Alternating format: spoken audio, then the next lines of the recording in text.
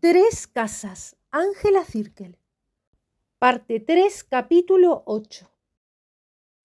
En el último piso de la escalera azul había un dormitorio donde dormían la niñera y nuestra hermanita, y junto a él el dormitorio de las criadas, al que nunca entré en todos mis años en Rottingdean.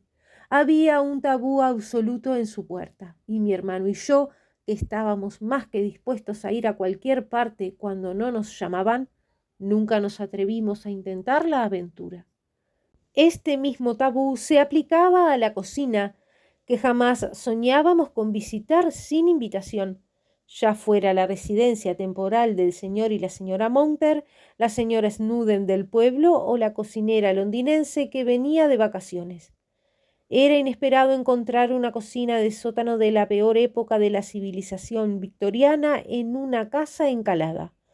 Tanto la cocina como el lavadero estaban muy por debajo del nivel del suelo e iluminados por ventanas que daban al exterior, una a un espacio de unos 3 pies de ancho, la otra a los escalones de ladrillo por donde los comerciantes bajaban con sus paquetes. No había ventilación directa, salvo la que entraba por un par de rejas de hierro en el camino de ladrillos detrás de la casa, y la despensa estaba escondida cerca de una de ellas. Años después, se construyó un pasaje bajo la esquina del recibidor para conectar la cocina con el horno y cuchillos y utensilios de cocina en la casa de la escalera marrón. Pero al principio la cocina era un sótano oscuro, muy diferente de la amplia y aireada cocina de la planta baja de la casa de mis abuelos en Londres.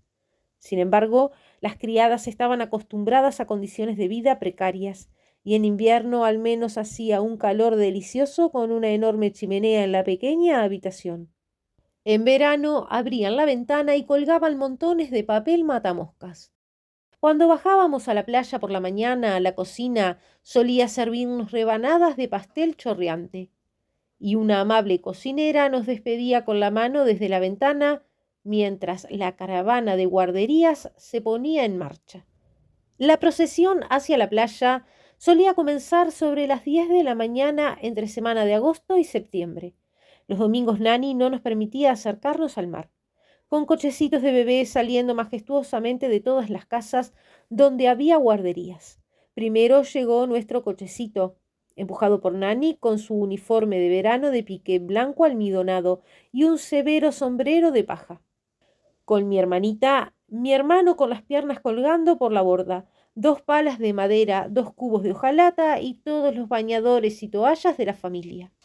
Yo caminaba junto a ellos con una red verde de 6 peniques para camarones en la que nunca se pescaba nada y el chelín para los bollos firmemente agarrado en la mano.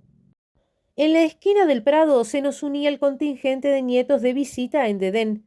Didi, Loma, Margot, Oliver. Los otros hermanos llegaban después y nunca pertenecieron realmente a aquellos tiempos.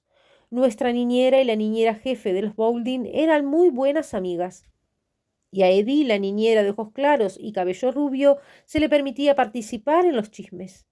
Así que los cochecitos, las niñeras y los niños recorrían la calle del pueblo en una sólida falange, haciéndose a un lado nada menos que para el autobús de las 10:30 que recorría el pueblo recogiendo pasajeros para Brighton. En la calle todos los amigos nos saludaban.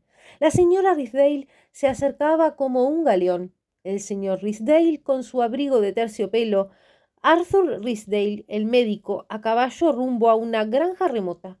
Luego Julián Ridsdale y Aurelian Ridsdale con el tío Phil y nuestro primo Ambrose Poynter. Los 2 últimos de fin de semana, todos preguntándose qué hacer y muy dispuestos a molestar a los niños por falta de un mejor trabajo.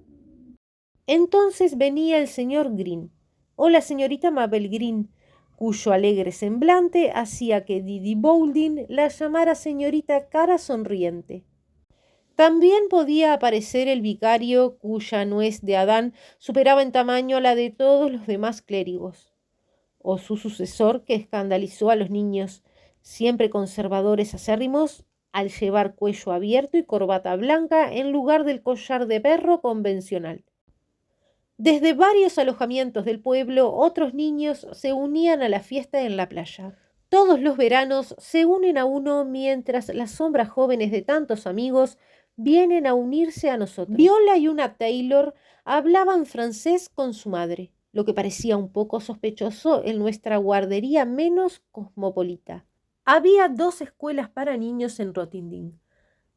Una en el pueblo, propiedad del señor Stanford, y una escuela nueva más allá del pueblo, dirigida entonces por un tal señor Mason. El aprecio que el pueblo tenía por ambas escuelas se demostraba en aquellos tiempos por el hecho de que una se conocía como la del señor Stanford y la otra simplemente como la de Mason. Oliver Bowling iría a la escuela del señor Stanford más tarde, y cuando Didi Bowling creciera, su hijo también iría allí. El señor Stanford estaba emparentado con nuestra querida tía Madeleine, la señora Percy, y también tenía algo de la sangre de Lord Edward Fitzgerald y de la encantadora Pamela, y más de un descendiente de Fitzgerald estaba en su escuela. Con suerte la niñera podría pasar por la oficina de correos del pueblo y podríamos hablar con la señora Champion y contemplar con avidez las palas de hierro que nos estaban absolutamente prohibidas por si nos cortábamos los dedos de los pies. La señora Champion también vendía cubos, redes para pescar camarones, raquetas de arena y montones de cajas adornadas con conchas que, sigo considerando, se encuentran entre las obras de arte más deslumbrantes. La joya de la corona de la colección Champion era un pequeño espejo con incrustaciones de conchas de colores, como cualquier sirena habría estado orgullosa de poseer. El meticuloso Charles Ricketts lo admiraba tanto que tuve que comprarle uno para su colección privada. Luego estaba la panadería de nuestro amigo el señor Stenning. Era sin duda el hombre más corpulento de la historia y se rumoreaba que pasaba todas sus vacaciones en Dieppe, un viaje corto desde Rottingdean que estaba a solo unas millas de New Haven, donde su corpulencia, discretamente velada por una chaqueta negra de alpaca, pasaba desapercibida entre los corpulentos galos. Pero nunca he conocido a un hombre con una concepción tan noble de los bollos. Sus bollos de penique eran más grandes que los mayores bollos de Bath, finas y voluptuosas criaturas, recién salidas del horno, con un barniz ambrosial de color marrón oscuro en su exterior, cargados de grosellas y pasas sultanas, y con más sabor a especias que cualquier bollo de cruz caliente común. Solíamos comprar bollos por valor de un chelín para llevar a la playa para los bañistas después de su encuentro con las gélidas aguas estivales del canal. Después de esto, intercambiábamos algunas bromas con el señor Shergold, quien conducía la mosca del pueblo. Mi hermano, al sentarse un día en la parte trasera de la mosca, contrariamente a las órdenes, fue arrastrado lejos, demasiado asustado para saltar, y tuvo que caminar kilómetros de regreso por el camino caluroso. Un poco más adelante, un arco a la derecha conducía bajo unas casas a la indudable barriada de Rottingdean llamada Golden Square, donde varias familias vivían en la pobreza absoluta a tiro de piedra de las llanuras. El señor Murphy, cabeza de familia irlandesa, era ciego y nos lo presentaron como una terrible advertencia porque su oficio era picar piedra y no quería usar gafas para protegerse los ojos. Y un día se le metió una astilla en el ojo y quedó ciego hasta el día de hoy. De dónde vino exactamente la moraleja no lo sé, ya que nuestras oportunidades de picar piedra eran prácticamente inexistentes, pero nos impresionó mucho. Una de sus hijas, Annie, entró al servicio de mi madre en una hora de mal agüero como criada, e inauguró su servicio dejando una lámpara de aceite tan alta que el dormitorio que debía calentar estaba cubierto de hollín hasta las rodillas antes de que mi madre se alarmara por el olor y corriera escaleras arriba. También pasábamos por la pequeña tienda de Moxford para pedir fruta para North End House y comprar una barra de crema de chocolate por un penique.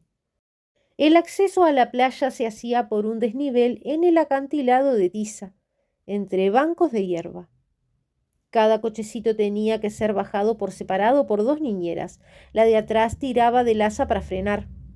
La de adelante caminaba hacia atrás agarrándose a la capota plegada por si el cochecito se descontrolaba y se precipitaba por la empinada cuesta. Hasta que los 3 cochecitos, uno nuestro y 2 de Dedén, no estuvieron bien guardados en un pequeño terreno llano al fondo, los niños más pequeños no pudieron salir y caminar a trompicones por la grava hasta el lugar que la niñera mayor había elegido para el campamento de esa mañana. Allí se extendían las mantas y se hacía un gran trabajo de vestir antes de que nos permitieran remar. En aquellos tiempos a nadie se le había ocurrido nada mejor que una gruesa sarga azul para que las niñas usaran en el mar. Nos desabrocharon los puños y los subieron hasta los codos. Nos recogieron las faldas en un puñado por detrás y las retorcieron como una cuerda y las metieron dentro de nuestros voluminosos pantalones bombachos de sarga, lo que debió darnos un aspecto curiosamente abultado, y nos permitieron quitarnos los zapatos y las medias y ponernos zapatillas de arena. Luego nos subieron las perneras de los pantalones bombachos hasta el tope, y con terribles advertencias para que no nos mojáramos, nos soltaron con palas y cubos. No recuerdo qué pasó con los niños más pequeños. Ciertamente las niñeras no nos los habían confiado, y tampoco habrían estropeado su charla matutina. Solo puedo suponer que los bebés jugaban con piedras, o golpeaban sus cubos contra las piedras por el simple placer del ruido hasta que alguien los detuvo. Si era una mañana de suerte, la marea estaba baja, así que podíamos excavar en la arena mojada y explorar las rocas, y justo en la curva para bañarnos más tarde, cuando bajaran los adultos a la playa. Todo estaba listo para el baño. Esa ciencia había avanzado poco desde la época de los dibujos de Leech. Bellas damas saliendo de las capuchas de lona de las máquinas de baño y horribles ancianas bañándose con gorros, aparentemente caminando por el mar completamente vestidas. Había una hilera de máquinas de baño, casitas con tejados puntiagudos y una puerta en cada extremo con una escalera para bajar. Cuando la marea era propicia para el baño, los barqueros solían empujarlas por la pendiente de guijarros hasta la orilla, y nuestra gran ambición era subirnos a las máquinas y bajar al mar triunfantes. De todos los lugares incómodos para bañarse, Rottingdean era quizás el peor. El mar allí era de una frialdad tan paralizante que solo se podía entrar de golpe, nadar con violencia y volver a salir. La playa estaba compuesta enteramente de guijarros, excepto en la marea baja, cuando aparecía un poco de arena entre las rocas. Los acantilados de tiza cegaban con su resplandor en los días soleados, y aunque resguardaban del viento del norte cuando soplaba, no servían de protección contra el vendaval del suroeste, que te aplastaba contra ellos y te lanzaba la arena que quedaba en la cara. Había muchos días en que el mar estaba bordeado por una línea de algas y tierra que había que vadear para llegar a mar abierto. Cuando el viento soplaba del este, el contenido de tu papelera llegaba a la orilla desde el vertedero más arriba en el canal. Sin embargo, a pesar de todos estos inconvenientes, la playa de Rottingdean tenía un encanto que ninguna incomodidad podía disipar. Todavía puedo oler el olor húmedo a algas y sentir la arena mojada bajo mis pies descalzos. De repente se oían las voces de las niñeras que nos llamaban para que recogiéramos. Metían a los bebés en sus cochecitos, los empujaban y jalaban por la empinada cuesta y la falange regresó por la calle del pueblo. Al acercarnos a North End House, veíamos a Ernest, el jardinero, salir con un cubo de agua y una jeringa. Eran los conocidos preparativos para los peculiares métodos rottindianos de limpieza de ventanas. Era bastante desconcertante, sentado en el asiento de la ventana del salón, que una jeringa llena de agua golpeara repentinamente los cristales. Ernest y la criada discutían a menudo sobre el tema de limpiar las ventanas antes de que ella las cerrara bien. Nos habría encantado ayudar, pero la niñera no quería ni oír hablar de ello, así que tuvimos que seguirla adentro. Las prendas de baño estaban tendidas a secar sobre el cálido camino de ladrillos o sobre el seto de zarzamora. La casa y el jardín estaban en silencio bajo el sol del mediodía y el aroma de la zarzaparrilla flotaba en el aire. Un gallo cantaba desde el patio del establo de al lado y un cencerro sonó en lo alto de Windmill Hill. Mi hermanita se quedaba dormida en el cochecito del jardín mientras mi hermano y yo subíamos a descansar. Nos quitábamos la ropa de playa, retirábamos las colchas blancas de nido de abeja de nuestras camas y nos acostábamos. Entonces Nani subía y corría a las cortinas. La habitación estaba iluminada por la luz del sol que penetraba a través de la jeans azul de Morris y podía ver perfectamente a mi ángel a los pies de la cama, descorriendo la cortina de oscuridad para dejar entrar la luz, hasta que por fin me quedaba dormida.